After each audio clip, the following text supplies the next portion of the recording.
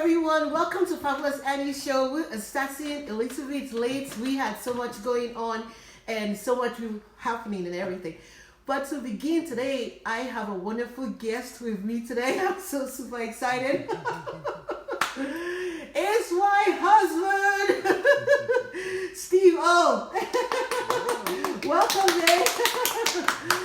Oh my goodness. Today we're going to be discussing racism, and we are going to be talking about who, just trying to clarify who is a racist, or who is categorized as a racist, or what is racism all about, To begin with this conversation, my husband is an American who was raised in America.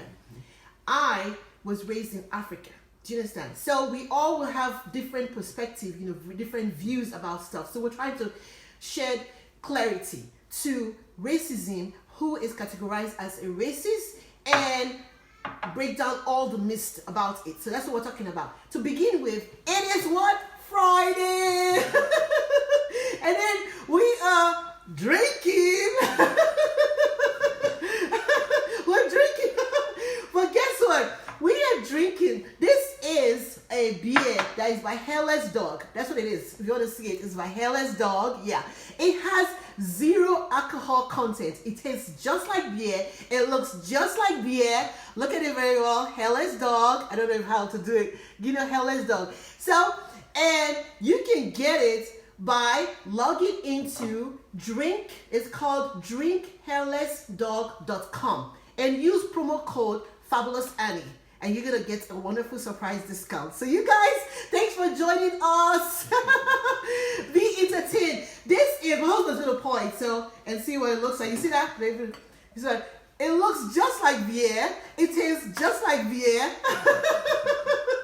It has all the ladder and everything. So cheers. Thanks for joining us. It's Friday, guys. Oh my goodness. Let me see.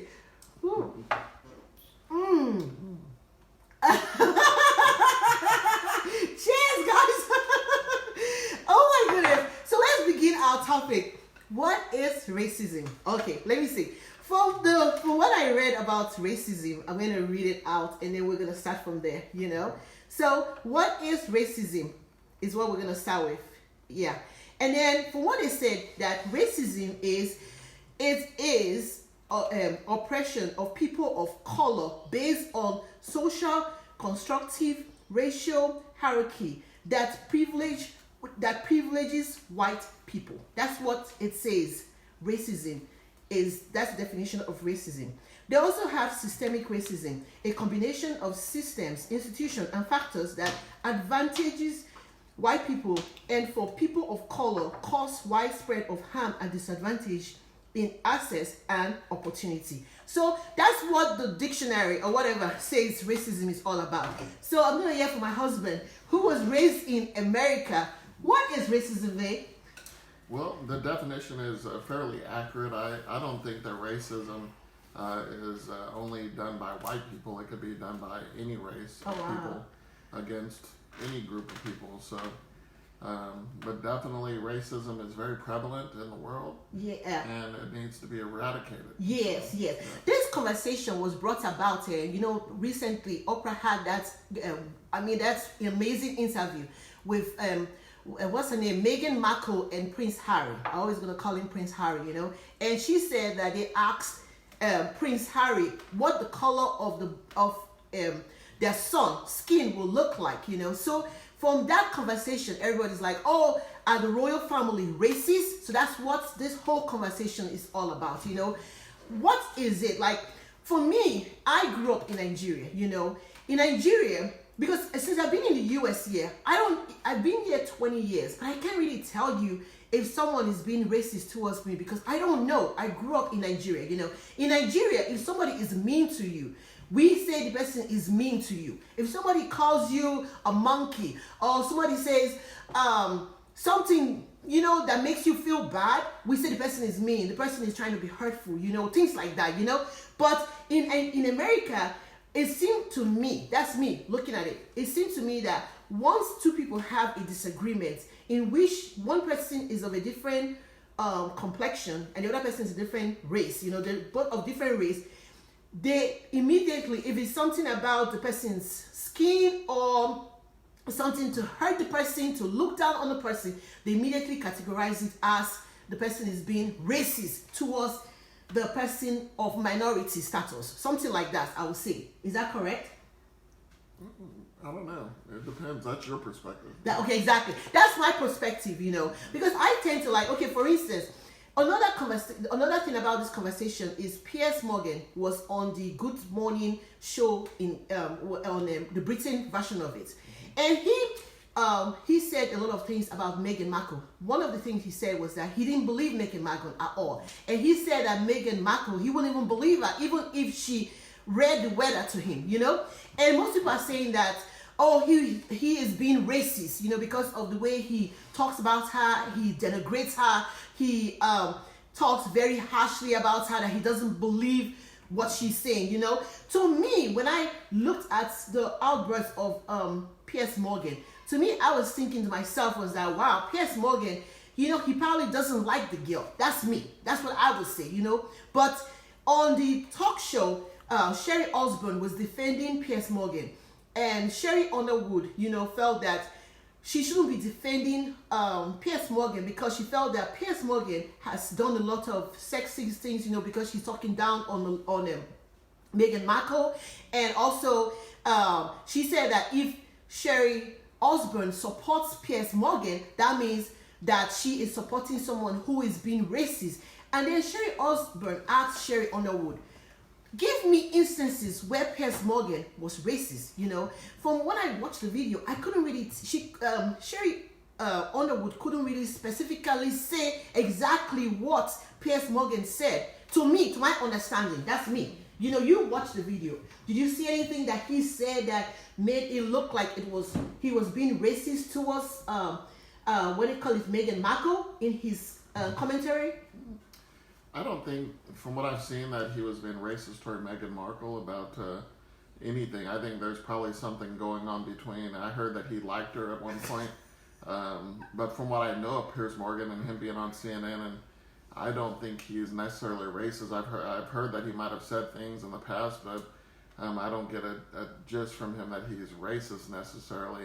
But I do think that the problem is that you know, when black people speak up about racism, you know, they have valid concerns. Most of them do.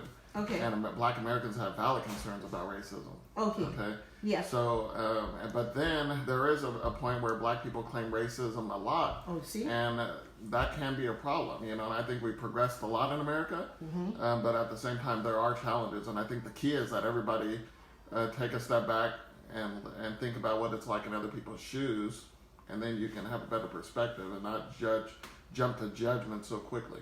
Awesome. Do you know my husband, you know, we are both from different culture, I think it gives him a more understanding, because I was raised a different way, you know, and he was raised a different way, you know. So we, being in the house, he has had to understand my culture. So that's what I'm saying, that people's culture are different. Like the British people's culture is different, you know, from the American culture. Some of the things that the British people, I feel I almost say I'm an American, but I was raised in different countries. So I almost want to say as a foreigner in this country, you know, I'll say it like that, even though I'm an American. But as a foreigner, you know, you have a different culture. So you see things differently. To me, I see sometimes in cases where people are being mean to people of a different complexion. I say complexion or a different race. And everybody's quick to jump to the fact, like my husband said, oh, they're being racist. Instead of just saying, oh, this person is mean, you understand?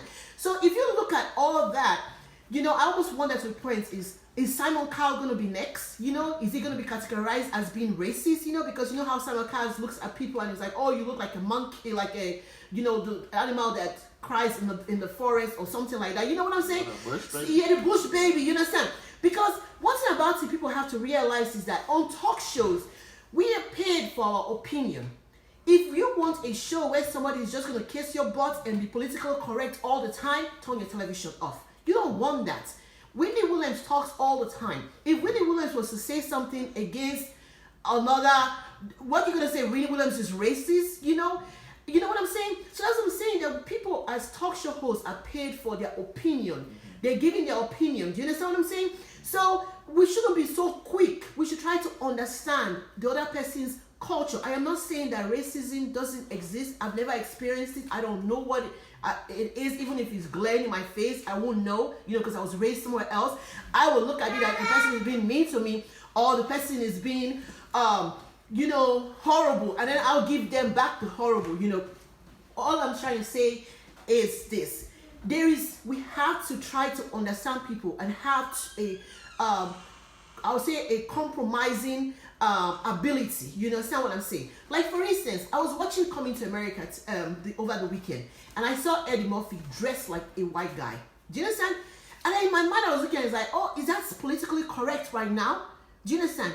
Don't forget when Lisa Rinna, one of the housewives from Beverly Hills, dressed like Diana Ross, and she got so much flack for dressing as a she didn't even color her face black, but she was dressed like a Diana Ross, and then people were like, oh, you shouldn't have done that, you shouldn't have done this.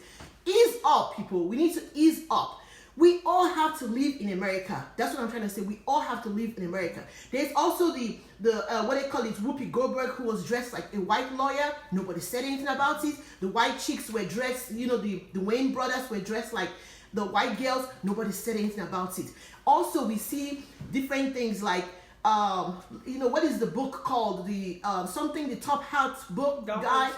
The Dr. Seuss books has been cancelled. What else again is the cartoon characters and so many other things going on.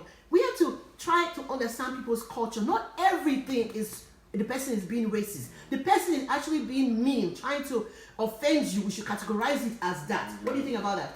Yeah, we've talked about this a lot before, and I don't agree with everything you just said. Okay. The reason being is because you come from a different country. Okay, and Black Americans who were born and raised in America, and Indians, Hispanics, all of them are very sensitive to racism.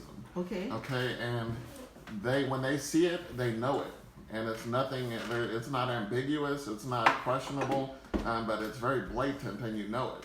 Okay, so what is an example of someone being racist towards you? Yeah, you can see it, and I've been with you, and we've interacted with many people, and I sensed that they were being racist, but you didn't catch it because you just what? Like give me like an example. The attitude that they were exhibiting toward you and what? to me, whether it was in customer service or whatever, the attitude that they had. But the great thing about isn't that going to be like, okay, if I go somewhere and somebody is having an attitude towards me, isn't that means the person has a bad behavior? That could be that they have a bad behavior, but when you live in America and you've seen it before, you got a good sense on it. Now, could you be wrong? There's a possibility that you could be wrong. You see? If you start to look for it and everything, but the problem is when someone who was raised in a different country comes over and they judge people for calling out racism and saying things are racist when they weren't born in this country. Okay. Okay.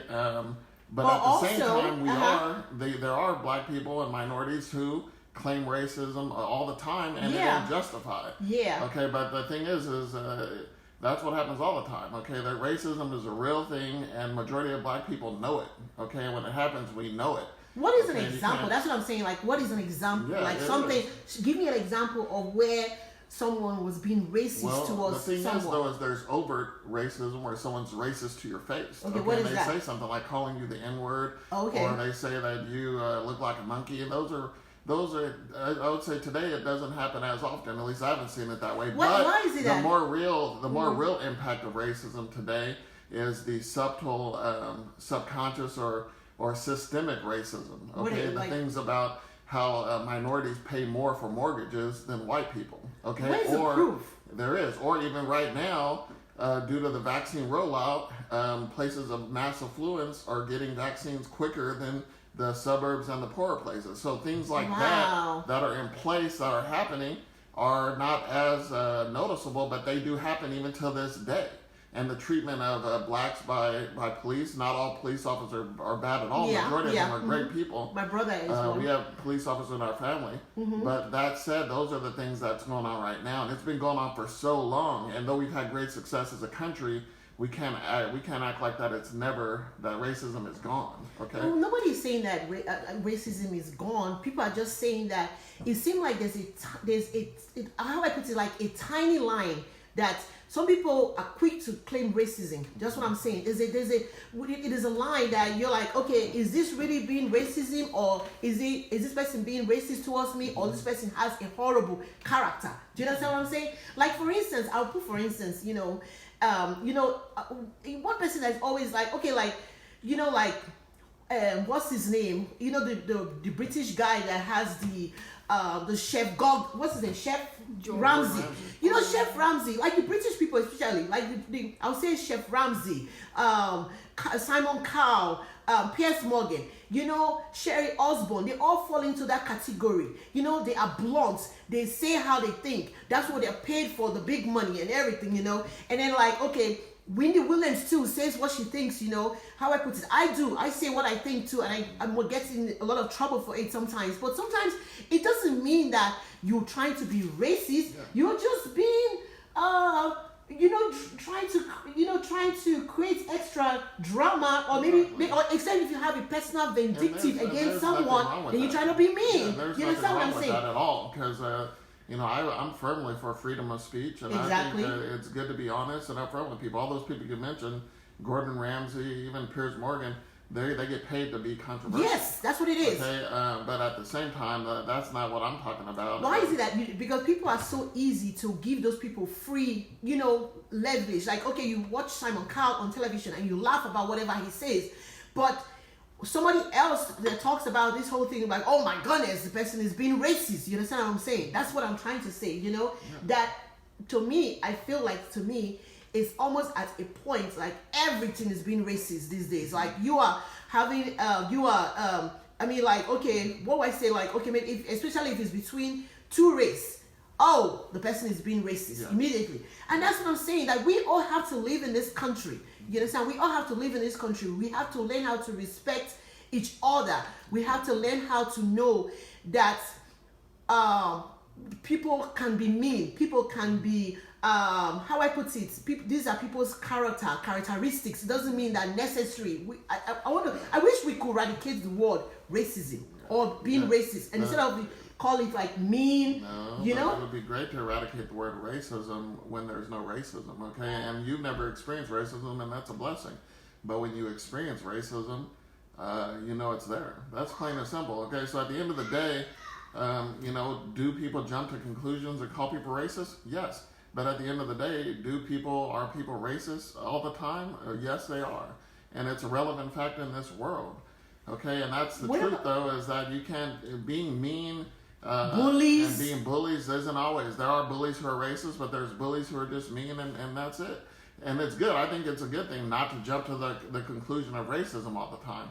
But at the same time, people who say that you shouldn't jump to racism all the time need to open their minds and realize that the black culture has been in America for almost 400 years, and and most of that was under slavery, and there's still an impact to this day on the black culture and on Mexicans and Indians and everything in this country, and it needs to be resolved. But have we come a long way? Yes. But there's still challenges. Awesome point you're making. Another point I wanted to say is that, like the instance that we had where those people picked up the stick and were like, oh, you need to go back to your country and things like that. Sometimes I wonder, if we do not respond to racism, will it be prominent? You know what I'm saying? Like if somebody calls you the N-word and you're like, who are you talking to? You know what I'm saying? Or someone say, go back to your country. You know what I'm saying? Like, this is my country. Who you talk? You look at the person crazy. If you don't respond to it, I feel like if you don't feed the fire, you don't react, maybe it will die away. What do you think about that? Yeah, and that's another thing I disagree about, because you can't just ignore something and let it go away. The reason being, who was it that said that they went on a vacation on the East Coast and were out there on the beach, and it was the lady from The View. It was the lady from The View. African American woman. She's and a her lawyer. Family, yeah. And she was on the beach, and someone yelled at her saying, "Go home, N-word." Yeah. Okay, now. We live in America, the greatest country in the world, and this lady has a right to go to the beach like any other family in America and to not be yelled at and called a derogatory name. Now, if we ignore that type of behavior, then we're going to allow it to perpetuate itself. And that's the whole point. You can't ignore it to let it go. You got to address it. I know people get sick and tired of addressing it and hearing about it, but that's real. You know, we've had last year was a year of a lot of distress with George Floyd and all the protests and stuff, but that is a symptom of an overarching issue that's still, there's a lot of healing and a lot of pain and tragedy that is still going on in this country. It needs to be solved. So when you, because to me, my point I was trying to make is the fact that that lady, for instance, when they called her the N-word, if she did not even respond, do you think the people will keep on calling her the N-word? But she said she didn't respond. She said she did. She said she went. What is it not what she said? She said she cried. You know, and Sunny Hostin. yeah, Sunny Hostin. She cried. You know, even Don Lemon cried on CNN. You know, responding to the N-word, because I feel to me a bully. When a bully does something to you and you respond to the bully knows that it hurts you. Because my dad used to tell me, he said that when people treat you somehow and you show them that you are affected by what they treat you, they keep on doing it to you because they know that it got you. That's what I'm saying, that if we don't respond to racism, maybe racism will die.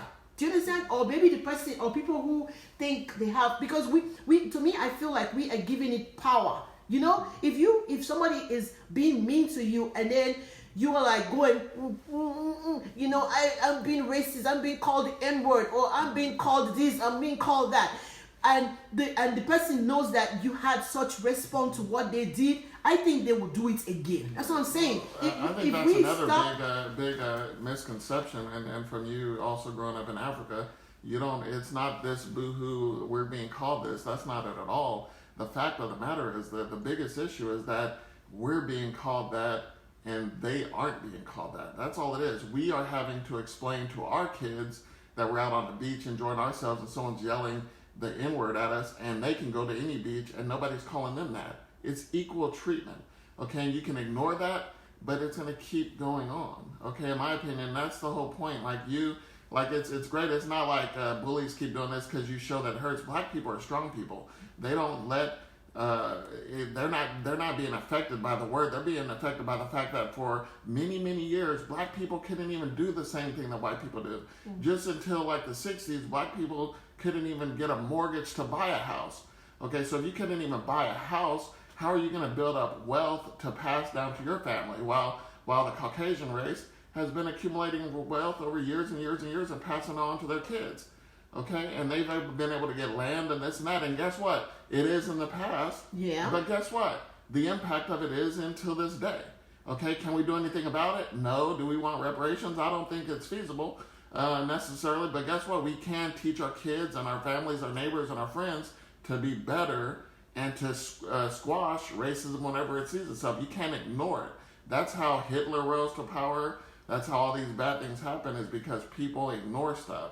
Okay, and once again, black people are very strong. Okay, minorities are very strong. So how do you solve racism then? You solve it by confronting it and educating people, and that's the thing.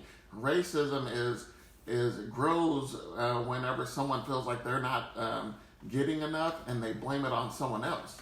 Okay, poor, uneducated white people typically, and there's powerful rich people who are racist too. But usually it's people who feel like, oh, that race is taken from me. That race is coming here taking our jobs. You know, that race is this and that. Okay, that's where it is, and it's education. Typically, that when you educate people and they get life experience and get acclimated with other races, they realize that people are people. Another point, because I kind of, in a way, disagree with what you're saying, mm-hmm. but it was awesome hearing you go into depth about it, you know, but I kind of disagree in a way. Mm-hmm. Secondly, is this. When we talk about the N-word, for instance, you know, people in their homes, you know, call themselves the N-word, you know, but outside, when someone calls you the N-word, you now like get upset. You know, you're like, oh, you shouldn't call me the N-word. But yet, in your home, you call yourself the N-word, and then also you play the N-word in your music and everything. So isn't that confusing for people who are outside? Like, oh my goodness, you have a music that you call yourself and everybody's like, everybody is twerking to the N-word. You understand what I'm saying? But yet, when I call you the N-word, if outside, a person of a different race calls you the N-word, you get mad with it. Yeah, well, you know what? That's a great point you bring up, and I think if Martin Luther King was alive I think most people would say that it's not good word anyway. But black culture has, specified that the GA at the end of it is the cool version or the acceptable version from a fellow black person, while the ER at the end of it from the other race is an attack. Okay, and it brings up a historical memories of tragedy and slavery and segregation and everything, and that's how. And I believe black people have turned a word that was really bad into a word that they use as whatever, but that you're right. Why get offended by it if someone else calls you? Because the thing is, though, is it's not the same word. Oh. Because white people who are attacking a white person who's attacking a black person isn't going to say the one with the A at the end. They're going to say the ER, and that one is from historical experience. That one is the one that is tied to all the bad stuff. Okay, whereas black people in rap and hip hop and stuff have changed it to a word, and it shouldn't be used in my opinion. I'm not approving it, but I'm giving an explanation as to why. You're right. Okay. Do you think that the N-word should be eliminated totally from rap music, from people's homes and things like that? Kitchen talk, everything. It shouldn't get confused. I think the NIGGER word should be eradicated completely. But I think the word that black people ever appropriated for rap and hip hop, that is what they chose to do, and that's how they've handled the tragedies and been able to turn it into something that is for them. I don't agree that I wouldn't want my kids saying it, and I don't try to say that word at all, but that's the way it is. But I think you're right. There is a double standard there, but guess what? Yeah. There is a lot of double standards, and from an African perspective, yeah, you see it big time. But in America, when you think about all that's happened in the history, like you look at BET, and you're like, why do black people have their own television channel? Yeah. Okay, whereas if you look at the history and you realize that black people never had a television channel until recently, you understand that. If you look at Ebony magazine, you realize that many black people for the longest time weren't even on the major magazines. That's why they had to create their own magazine. That's why you have historically black colleges for that purpose too. Okay. Now you can look at it and say black people are trying to, we're beyond that and we should stop segregating ourselves. Yes. And that would be optimal, and that would be great. But at the end of the day, when you still have racism and discrimination and you still have injustices like that, that's why those outlets are there. Like literally, we just had the Grammys on TV. Oh no, we had the Golden Globes. Golden Globes, yeah.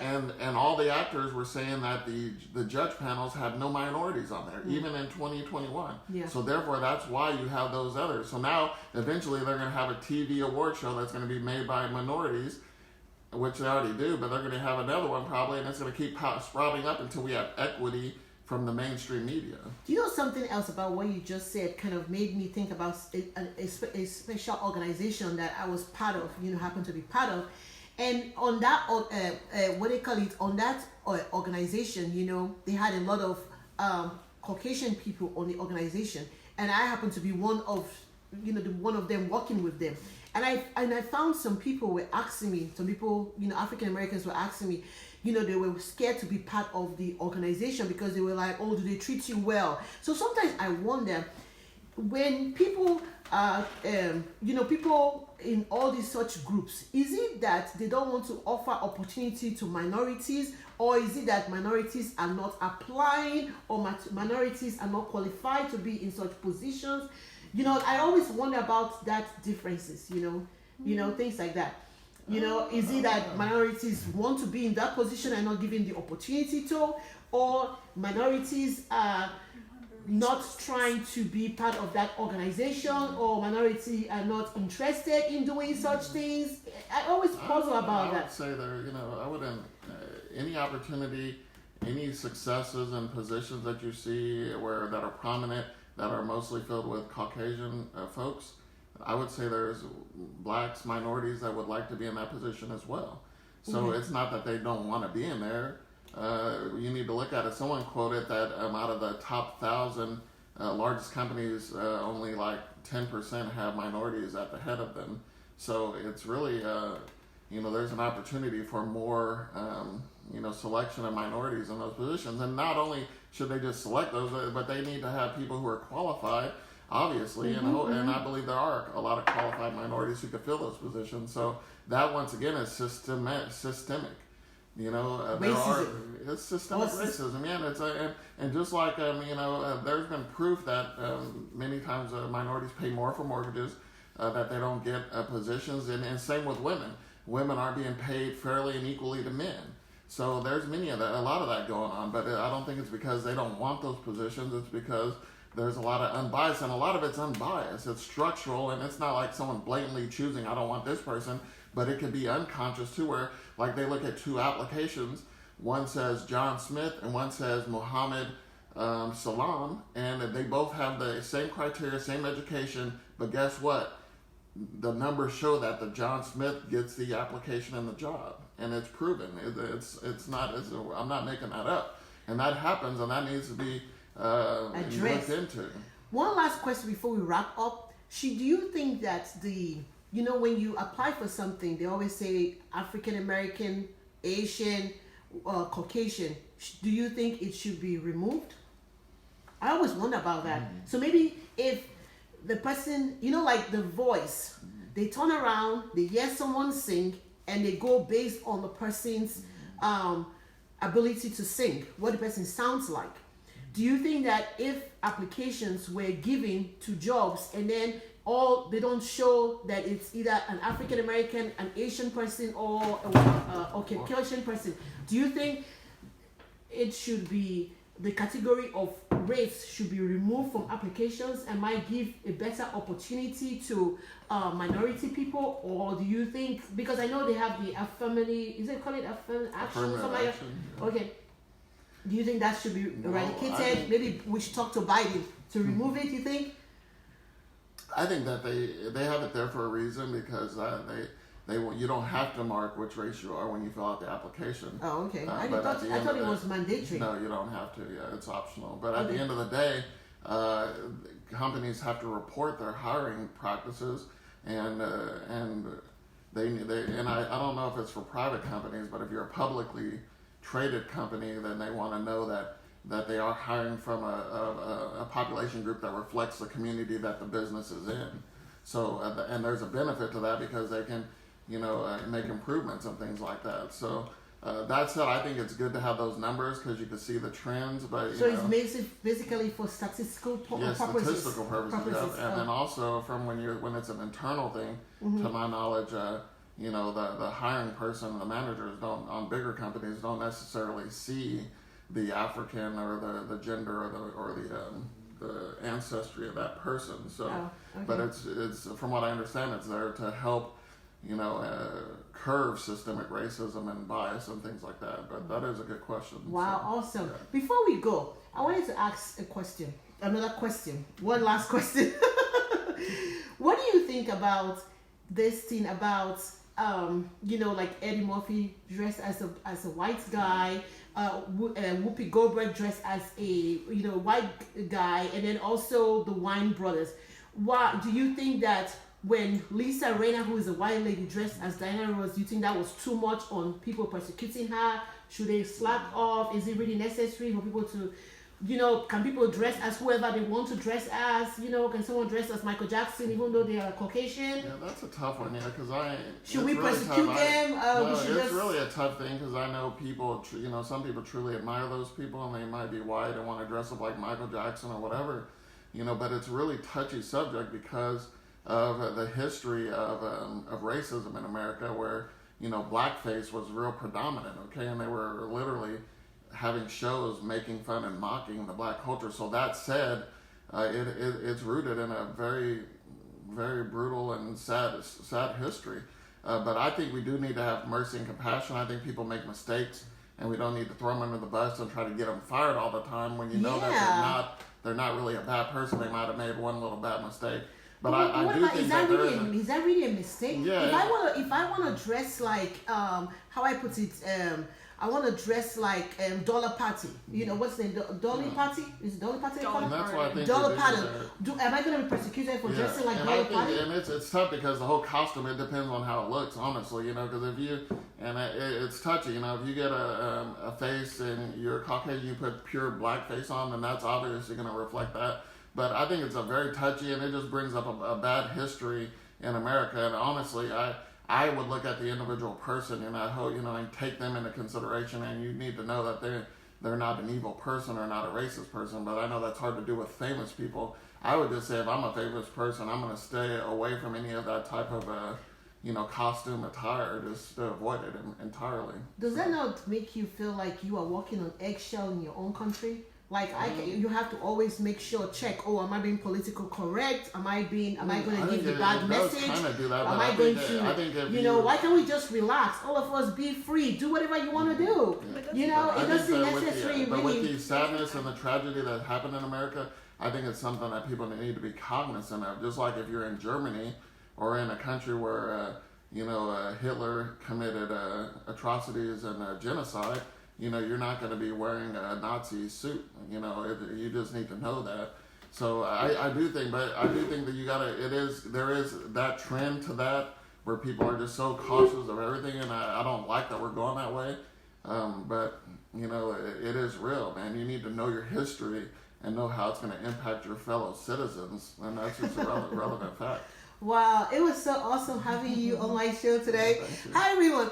Don't forget, oh my goodness, guys, it's been wonderful, you guys joining us, you know, and then having my husband. I hope we've brought clarity to racism and who can be categorized as a racist, and also have also shown that there is a thin line, do you understand, where sometimes people don't necessarily are racist, but it just being mean people or being sarcastic people. You understand what I'm saying? Give people a break. You understand what I'm saying? You know what I'm saying? Not everybody is being racist or something. Some people just have horrible behavior. You understand what I'm saying? But at the same time, you need to realize some people are racist, and we need to find a way to solve that. So it goes both ways. You know, and that's the great thing about our marriage. You know, is we have two cultures combined.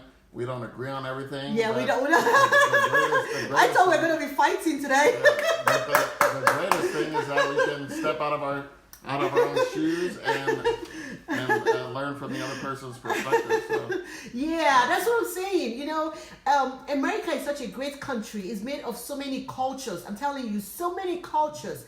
Try to be empathetic about people's culture. Not everything somebody is doing to you is geared towards being evil or being racist. It could just be that's the way the people are in their own culture. I know I've experienced it when I came to the US here. I came with a different culture, and some people thought I was being arrogant and being rude and whatever. But meanwhile, I was just following my culture. You see what I'm saying? Be empathetic and, you know, towards people's culture. Try to understand your neighbor, your friend, your co-worker and everything. And always have good intention in mind to know that not everybody is for your bad. Do you understand what I'm saying? Don't forget also, you guys, go to drinkhairlessdog.com and order you hairless dog. Don't use promo code Fabulous Annie. Thanks for joining us today. I'll be bringing you more what they call it, controversial topics. It was so awesome being you joining me, smiling. Love you guys. Always stay blessed and be fabulous. For Fabulous Annie, bye everyone. Mwah.